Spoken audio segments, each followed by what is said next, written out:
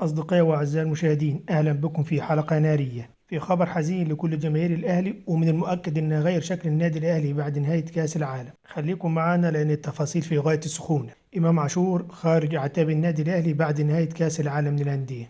خلاص من شبه المؤكد إمام عاشور هيرحل عن النادي الأهلي بنهاية هذا الموسم بعد انتهاء كأس العالم للأندية، وذلك مقابل العرض الخرافي واللي تقدم به نادي نيوم الصاعد حديثا للدوري السعودي. نادي نيوم تقدم بعرض للحصول على خدمات إمام عاشور بعد انتهاء كأس العالم للأندية مقابل 5 مليون دولار، وكمان مستعد يرفع العرض ل 8 مليون دولار في حال موافقة مجلس إدارة النادي الأهلي على بيع إمام عاشور. ومن جانبها إدارة النادي الأهلي نفت أن يكون في عروض رسمية أو شفوية لإمام عاشور، وكمان مجلس الإدارة قرر عدم النظر في أي عروض مقدمة لأي لاعب حتى انتهاء كأس العالم للأندية، وده عشان رغبة مجلس الإدارة لفرض نوع من الاستقرار قبل مشاركة الفريق في كأس العالم للأندية، رغبة من مجلس الإدارة بتحقيق نتائج جيدة في البطولة.